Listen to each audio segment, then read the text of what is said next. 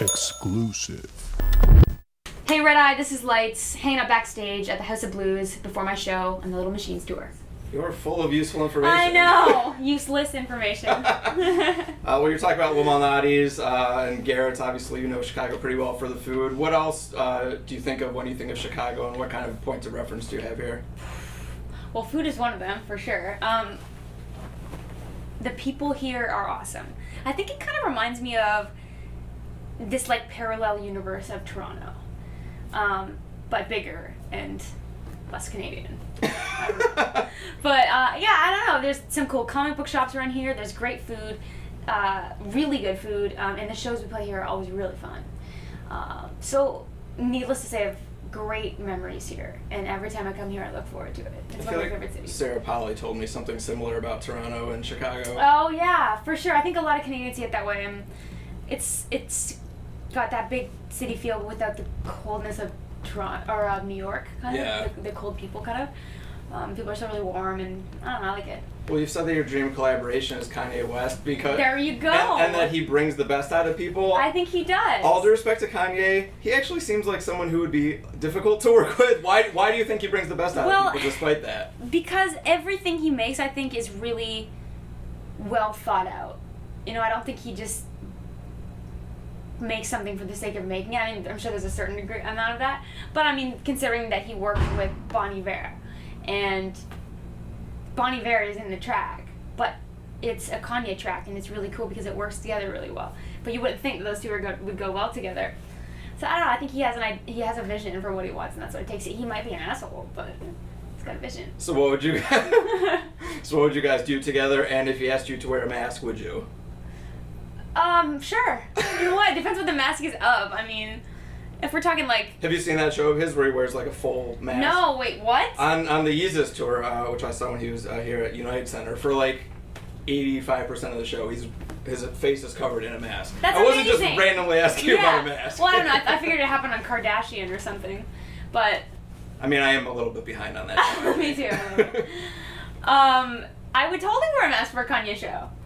I like wearing masks. You know what? This past Fan Expo, which is like the Canadian Comic-Con, I wanted to shop around, and I was there as a guest this year, actually, which was really fun. I'm a huge fan of like Comic-Con fan type things, and they kind of carved out a spot for me because I'd been going as a fan for a number of years.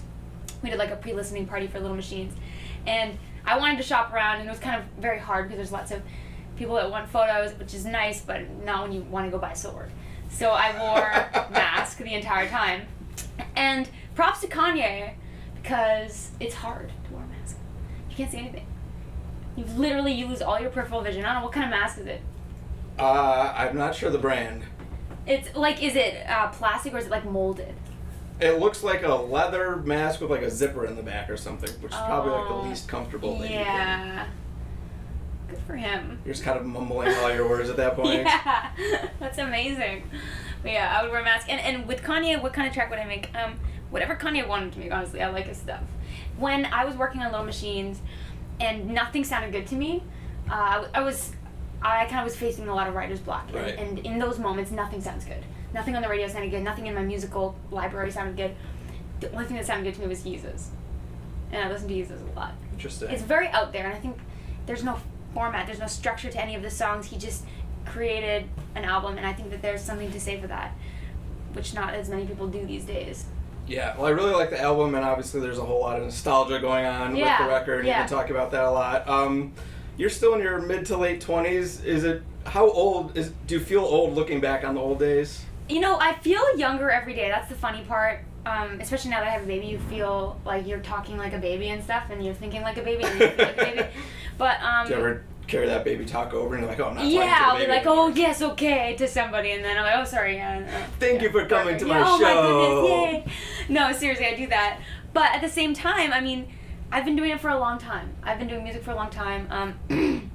I think I sometimes I get people thinking that I'm brand new, but I've been here for a while, and just last night I was talking to someone who said, I've been a fan of your music since I was 7.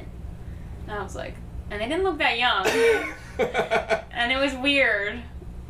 And that's pretty cool. I mean, to have people still coming out and coming to shows, and it's been a long haul. Well, you said that for this album you in some ways relapsed into being a kid. Was this like only watching cartoons and having all your crusts cut off the whole time? What did you mean when you said that? I meant I did watch a lot of cartoons. Actually, I watched a lot of anime, a lot of manga, but I cut the crust off myself. That's the difference. What I kind of did was went back to like this naivety of imagination. I think that we had when we were kids that we lose the more we know. Mm-hmm. Especially in the music industry, you can know too much about what goes into it, and that's part of the reason why it was hard for me to enjoy a show or hard for me to enjoy an album, because I know how it's made and I know what goes on behind the scenes, and you just kind of, it takes away the beauty of it in some ways. You just know too much sometimes. And I wanted to rediscover that naivety about it all. You don't know anything and everything is so magical. And even going before that, when you're a kid and this room would suddenly become a cabin and we would be hiding from zombies or something, or you're a pirate and you don't have to pay taxes.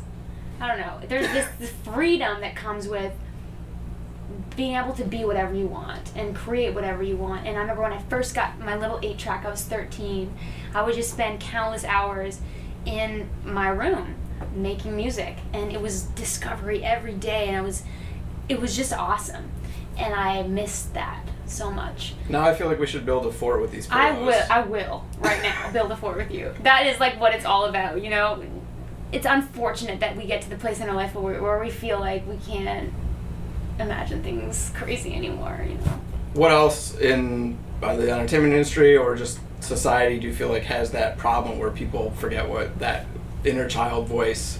I think it's just part of life. I mean, and that's the sad part. It's part of life to grow out of it, which is, the reason why a lot of people keep art around. It takes a lot of outside thinking to be an artist of any kind, whether that's musician, poet, visual art, whatever, comic art. That's a really cool one that I keep myself in a lot. Mm-hmm. Video games. I think that's good ways that people kind of bring themselves back to that youthful imagination, and that's why people who do their 9-to-5s and wake up and do something that maybe they don't want to do for 5 to 7 days a week.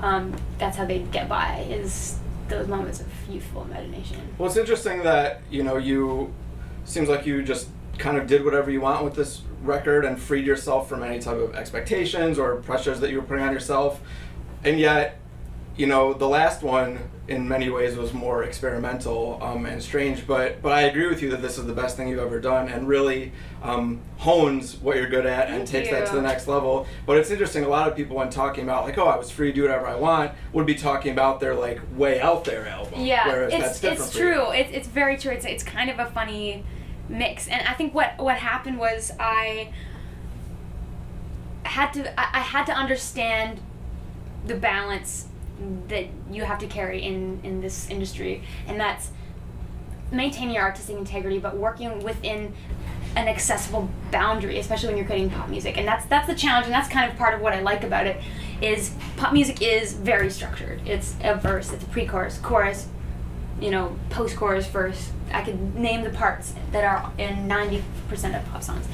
But the trick is, how do you maintain creativity within those bounds? Mm-hmm. And that is a fun challenge, I find. I mean, and that's why I like making pop music, because it's something that people understand, but how do you put your own spin on it? So I understood that there was this sort of, you always have the underlying sort of sacrifice you have to make to create pop music. And outside of that, just free your mind and have as much fun as possible, because if you start to really structure everything, it sounds like everything else. But I think that in that freedom, I was enabled to be the best artist that I could be. And that doesn't mean doing whatever. That means knowing what you do best. And I can write a mean song, every now and then. And that's what I think it freed me to do, is do what I do best. And melody, a powerful lyric that can move you for a couple minutes, and molding it all together with some cool synths. Yeah, it's both confining and freeing. Yeah. I mean, you look at the new Taylor Swift album, no matter what all the people grumble about, like, I think it's really good. And the focus, actually enhances what she's good at too. I think that's what it's all about. It's not about like, oh, verse, chorus, bridge, whatever. Like, it sounds, wow, you nailed. How do you all shine of this. in that boundary? And that's fun, I think. I've heard a couple of songs from that record, and it sounds like it's a really cool good. piece. Yeah. There on this album, you have songs called "Speeding" and "Slow Down." How many tickets do you have to get before cops say, "We order you to put these songs on your album," so people raise awareness about not speeding? That is so funny. I got a speeding ticket actually before I wrote "Speeding." That is where it came from, but it's. I knew going into it, putting these songs with the opposing titles would be. People would be like, "What's going on? What do you want to see?" I've gotten some snarky tweets about it. It's so funny. I mean, they're obviously both talking about very different things, but... what do the tweets say about that? First you're telling me to speed, and now you're telling me to slow down. Make up your mind. My passenger keeps complaining I don't know how to drive. Speeding is all about that freedom of movement and feeling like things are moving along. And slow down is directly speaking to time. Time gets away on you more quickly as life goes on, and that's what I was really experiencing these past couple of years. It's like, oh, we gotta put a record out yesterday, when's it coming out, that kind of thing. And that's just one example of time moving so fast, and you're just trying to catch up all the time. So it's kind of a note directly to time. Now I know that if you put out a song called like Grand Theft Auto, it will be because you actually were charged with stealing. Let's hope not. Actually, that game, I don't even enjoy that game that much. No, I know. It wouldn't be about the video game. No, it'd be about the real life situation. No, I write about real experiences, though. That's the point. Exactly. The point. So, I mean, the day I'm writing about murder, then you're not going to see me anywhere. That got dark really fast. Yeah, I hope it doesn't come to that. Well, it's interesting that you had all this writer's block, this trouble getting inspired again, and yet you wrote 43 songs for the record. Once you kind of turned on the nozzle, was it just boom? No, interestingly enough, a lot of the songs that ended up on the record actually were written during that time. You just don't recognize it in the moment. So it's a lot of writing and a lot of just pushing songs through. So some of those 43 was still before you felt like you include the songs where you felt like you weren't getting it in that quantity? What I mean is, these 43 were written pretty consistently through the dry spell and the non-dry spell, and some of the stuff that is on the album was during the dry spell, but you just focus and you just write and then move on to the next thing, and the problem is you don't have the vision in that moment to realize what it is or how to pull the best part out of it. A song like I don't know, what's an example of one, like Don't Go Home Without Me, for example, was actually written in pieces during the dry spell and then put away. And then I revisited it later on my trip to New Mexico, where I really zeroed in on some stuff and finished it, and it was like, okay, there's something. Same with Portal. It was like poetry that I wrote when I made myself write a poem every night, because I wanted to free up myself lyrically and didn't recognize it at the moment. And that's part of the challenge, is the vision to understand what your purpose is and what you're going to be about. And if you don't have that vision, you can't do anything. You're pretty much crippled. You can write and write all you want. If you don't know what you're going to do with it, just a bunch of writing. So of that 43 songs, there's a lot of crap too. That's also it. Care to mention one song that you're glad is not on the album? I don't know. There were some bad ones. The thing is, they're all like, there was good intentions behind every song. Every song you go into hoping to make a great piece, and it just doesn't happen sometimes. And sometimes you'll repurpose an idea or something. But so I look back and I don't know. There was a song called Hyper Love that I thought could have been cool at the time, but it just wasn't there. And there were cool elements about it, but it was lacking the focus, I suppose. Can you, like, when you listen back, can you feel the way that your voice seems to have developed, the way that you've grown as an artist?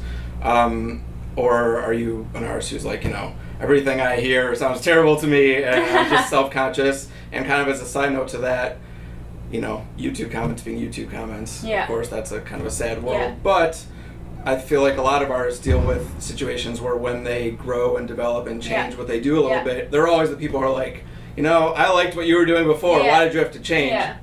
Do you have any frustration for that type of response when people are like, the weirder stuff I was more into, why couldn't you have done that again? No, it's funny. You know, you get that. You hear some people who like sort of the old vocal style. Interestingly enough, it's kind of only been the other way around. And my vocal style hasn't necessarily been consciously changing, but I know it's changed. I think for me at the beginning, especially in the listening era, I was actually holding myself back from singing like when I learned how to use my voice to its fullest, I was singing along to like Celine Dion and Barbra Streisand and doing all the diva stuff, flips and vocal exercises and whatever. And then I joined a metal band. And the natural progression. Yeah, and then I joined a metal band and really just pushed away the whole diva world. I just said, okay, that's so uncool. I don't want to do that. I want to be the furthest thing from that as possible. I'm going to do it the straightest, most simple, like just subtle, lo-fi voice that I can. And that was a conscious decision. So for the first record, I was avoiding hitting all the high notes. I would do them here and there. I was avoiding putting too much emphasis and like power into vocals. Because I didn't want it to take away from the fact that I am not just a singer. I can write and I produce and do all these things. So that was a conscious decision. And as time went on, and I focused on my identity as an artist, there's less of a fear that you're going to be lumped in with a diva and maybe not be taken seriously for an artist. So I started to open up my vocal cords a little bit and learned a little bit more about my voice too, especially after touring. That power in a vocal can control a moment, and especially watching people like Kate Bush, and Bjork, who just have so much character in their voices that I really learned to embrace that side of my voice. I knew I had it all along, I just didn't think I wanted to put it out there yet. And so there has been a change in my voice, I find that so fascinating to hear an artist do something that was there before, but for whatever reason, like Patrick Stump told me, Fall Out Boy told me something similar too, because if you listen to their first album, I mean, he sounds good, but it's not even close to the way that he's all singing over the on the place, newest stuff. total diva, Now he's like like a diva soul singer totally. in the best kind of way. Totally. Well, and that's exactly it. And I think you have the right as an artist to pick and choose what you want to show off. And I think at the beginning I was like, I'm not a singer is number one. I'm a singer maybe third. I'm a writer, I'm a lyricist. And so I thought these are the priorities of what I'm going to show off. But with this record, I remember even going into it without any cognizant direction vocally. It was just, I'm just going to sing it. Not try to make it sound like anything. And it ended up sounding like it does, which is more how my voice really does sound. And I thought, well, is it going to be boring? I mean, is it going to be putting the focus on the wrong thing? But listening back, it really worked with the record. And, Sort of an extension of Portal. The movie Interstellar comes out today. I want to see that. Which definitely deals with portals and all sorts of weird Have traveling you seen relativity. It? I have. I actually thought it was bad. Really? I love Christopher Nolan. I've liked everything he's done before. It is stupid and ridiculous and like super serious but shallow. Okay. I did not like it. Oh no! That makes me sad. I was hoping it was really good. How much do you buy into those ideas though? Think about the possibility of travel like that? Believe in life on all sorts of other places? I totally think there's extraterrestrial life. Yeah. Absolutely. We can't be the only thing out there. Firm believer in that, for sure. But I also, I don't know, I just am positive. I mean, I do have a very open mind, though, and I mean, even into like a spiritual level, I believe that there are dimensions around us that we can't see, and forces happening that we can't explain. I don't know. It's too lame to not think that. I don't know. You know what I mean? Yeah. That's the most wise thing I ever said. But seriously, I do think there's more to life than we see in front of us. So if there's something you don't know for sure, you'd prefer to err on the side of sure, why not, as opposed to I don't think so. Totally. I've never been a doubter. I think there's lots of room for imagination. If you had the opportunity to make one of those voyages, would you want to? Oh, that's another story. It's funny, I have this fascination with space, but I also have a fascination with the Titanic, and I think that my fascination comes with the fear of it, a little bit. So I'll watch from a distance for now. Speaking of fear, you have a pet tarantula, which of all the things I can guarantee will never happen in my life, that is one of them. Well, that was the reason. That was the reason I got the tarantula in the first place. I had sort of this. Everyone has this sort of natural inborn fear of spiders for some reason, and I didn't like that I was afraid of spiders. Plus, so that's why you got a tarantula? Kind of, yeah. I mean, I also thought it'd be cool to like scare people with, you know. And I was like, oh, I'll be that girl with the tarantula, you know. And then didn't know they'd lived 25 years, and now it's still alive 10 years later. Do you feel an emotional bond to a tarantula? Yeah, actually, you know, and there was a couple years ago, I thought he died, and he was upside down, like crumpled up, and it was like knives in my heart. I was like, oh, like I didn't realize how much I would be moved by the death of Lance. And then I was poking him a little bit, and he was moving, and I realized he was just molting. So I deleted my Facebook post that was like a eulogy kind of. Oh, can you show me that again of what he looked like when he was? He was like this. I kind of curled in. Upside down tarantula. Yeah, it was horribly devastating actually. So I am connected actually emotionally. So now that you're not scared of spiders anymore, what are you scared of? Skydiving and scuba diving. All the divings. Diving board diving isn't that bad, but I don't know. Those are the two things that I don't think I could ever do. And I'm working on my fear of deep water, which is the space in the deep water thing. I don't know. I'm fine on the ground right now.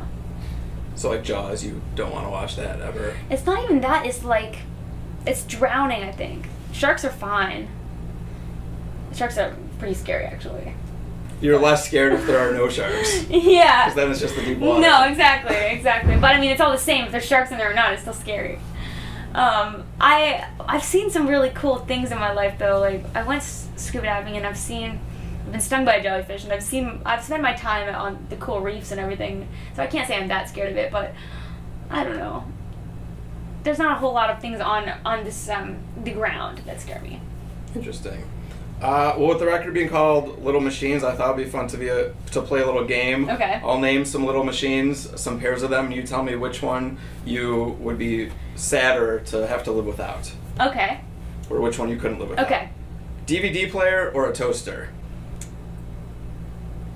Well, this is a conundrum because there's so many other things that can play DVDs now. Does that like include laptops and Xboxes that you play CDs from? Because I don't care about losing my DVD player, but I've got all those. You've defeated me in this question. I didn't think about that. Yeah, let's say all possible DVD playing mechanisms, or a toaster. And you know, the DVD is a dying art. I would be most sad to lose a toaster because it's complicated starting a fire. Microwave or dustbuster? Microwave, as horrible as it is probably for us, I really like my microwave. Phone or iPod? I would miss my phone a lot more. Hair dryer or coffee maker? Hair dryer. That's, you know what, here's a fun thing. Another fun fact. It's not really that fun. I think about it almost every time I blow dry my hair, how much I would be bummed if there was an apocalypse and I couldn't use it. What? Almost every time. Why does that go through your head? Because it's great. And I haven't let my hair naturally dry in a long time. And I'm scared, frankly. And that's going to be the first thing to go in the apocalypse. Well, yeah. It takes up so much power. It really does. Like, I stayed on an Earth ship while I was writing this album out of New Mexico, off the grid home. You have to, all the power comes from solar power, and it's stored up in these batteries. And it's great. Like, there's a good amount of power in there. But it talks about some of the things that take up the most power and just recommends you to not use them so you don't use up your power. If it's a cloudy day or something. One of them is blow dryer. One of them is straightener. One of them is, like, toaster. Anything that produces heat, I think, takes a lot. But, so yeah, if you're limited in power, then you wouldn't be able to use a hair blower. That's very interesting that's what you think about every time you blow dry your hair. I actually think about the apocalypse a lot. What? Really? Yeah, I do. Like like as in the sun exploding or like zombies? Somewhere between the two, I think. The sun exploding would be just there would be no apocalypse. We'd all just be dead. Maybe if zombies came out of the sun. That would be crazy. Best of both worlds. That would be crazy. But yeah, more so like Walking Dead type apocalypse. Why do you think about that so much? It's exciting. I don't know. It makes me feel like there's more. You're more of a hero than you really are, maybe. When you pick yourself in the apocalypse, you have boots and like a gun, and you look really cool. But in the real apocalypse, it'd be horrible. I watched Doomsday Preppers, and it's kind of crazy. Have you seen that? No. It's all these Americans prepping for Doomsday, for all the different reasons and all the things that they do to store up, whether it's food, ammunition, like really crazy barracks. Like there's some people that are prepped out. But it's not as cool as like the movies where they fight zombies, really. It's kind of almost as cool. Really? Except you kind of like they're super serious. And I kind of want to be like that. And I have a little kit and everything. Like a shed water full filter, some lentils. Water filter and lentils. Yeah. You should get like 10 hair dryers that you put in your shed. So. I know, but what would you power it from, right? This past December, power went out in Toronto for a week, and it was freezing, and we had no heat and no hot water or no way to heat anything, right? So it was freezing. I mean, after the second day, we're breathing smoke in our house, and it was in those moments I started to dip into the kit a little bit, for some of the food. But you realize that there's nothing you can do without heat. We didn't have a little stove or anything like that. Like it was just like we had to get a hotel after a while because it was just horrible. And I realized that'd be terrible in an apocalypse. But in the future, when hair dryers run on lentils, you'll be totally fine. Thank you. Now I'm prepared. Because of all the poetry that you did before this album, I thought it could be fun if you're up for it. If we can sort of improvise a poem a little bit. Okay. If we could just kind of like each say a word and we'll trade off and see what. I need to get into creative position. Okay. Me too. This is cozy. This is more like this is the creative position. Okay. Do you want to go first? Yeah. What do we want a poem about? Anything. If it's improv, I don't think we can plan. All right. I think we just have to. No, you're right. You're right. Words. Well, I mean, you need some kind of purpose. Like, are we writing something about food? If you like. Or apocalypse. How about an apocalypse somehow involving food? Okay. Well, lack of food. Okay, let's think. Alone in the street, where there are no lights. Windy days and blistering nights.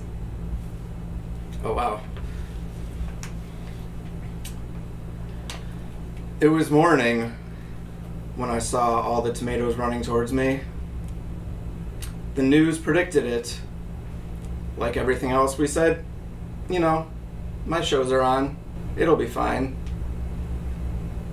No one was laughing as the ketchup sprayed. The tomatoes were full of revenge.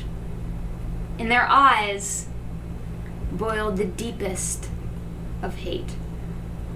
It stirred me in my seat. I shifted my shoulders and stroked the rifle. I whispered a prayer in my mother's ear and looked down the barrel at the tomato drawing near. The saddest part was the farmers. They felt responsible. They said, hey, we'll throw some liquid nitrogen on this tomato. What could happen? Some said no. Some said more. Our desire for invention and creativity would be what doomed us in the end. I felt the burn, the fires.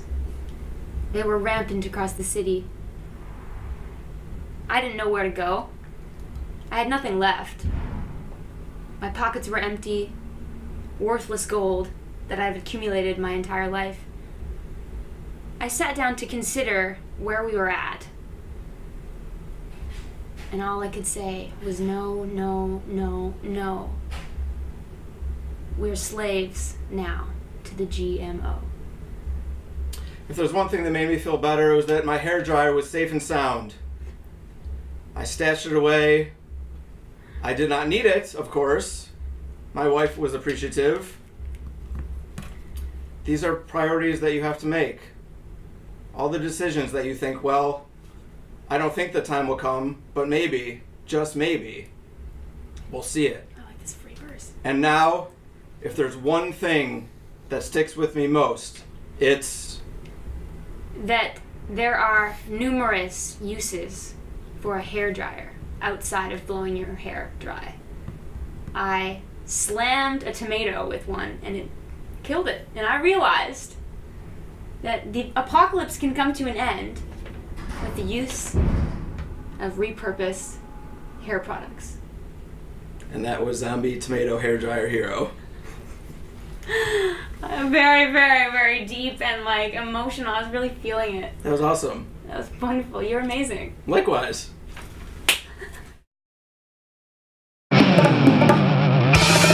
And less Canadian. But yeah, I don't know. There's some cool comic book shops around here. There's great food, really good food, and the shows we play here are always really fun. So, needless to say, I have great memories here, and every time I come here, I look forward to it. It's one of my favorite cities. Sarah Polly told me something similar about Toronto and Chicago. Oh yeah, for sure. I think a lot of Canadians see it that way, and it's got that big city feel without the coldness of Toronto or New York, kind of the cold people, kind of. People are so really warm, and I don't know, I like it. Well, you've said that your dream collaboration. I would totally wear a mask for a Kanye show. I like wearing masks. You know what? This past Fan Expo, which is like the Canadian Comic-Con, I wanted to shop around, and I was there as a guest this year actually, which was really fun. I'm a huge fan of like Comic-Con fan type things, and they kind of carved out a spot for me because I've been going as a fan for a number of years. We did like a pre-listening party for Little Machines, and I wanted to shop around, and it was kind of very hard because there's lots of people that want photos, which is nice, but not when you want to go buy a sword. So I wore a mask the entire time. And props to Kanye, because it's hard to wear a mask. Kanye West, because... There you go! And that he brings the best out of people. I think he does. All due respect to Kanye, he actually seems like someone who would be difficult to work with. Why do you think he brings the best out of people despite that? Because everything he makes, I think, is really well thought out. You know, I don't think he just make something for the sake of making it. I mean, I'm sure there's a certain degree amount of that, but I mean, considering that he worked with Bon Iver, and Bon Iver is in the track, but it's a Kanye track, and it's really cool because it works together really well. But you wouldn't think that those two would go well together.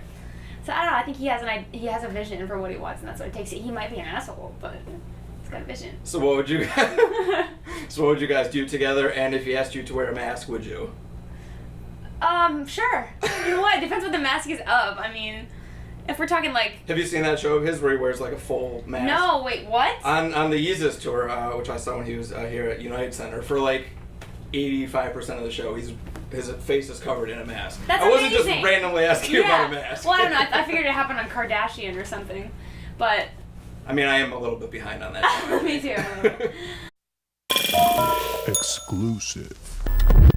Hey RedEye, this is Lights, hanging out backstage at the House of Blues before my show on the Little Machines tour. You're full of useful information. I know! Useless information. Well, you're talking about Limonati's and Garrett's. Obviously, you know Chicago pretty well for the food. What else do you think of when you think of Chicago, and what kind of points of reference do you have here? Well, food is one of them, for sure. The people here are awesome. I think it kind of reminds me of this like parallel universe of Toronto. But bigger.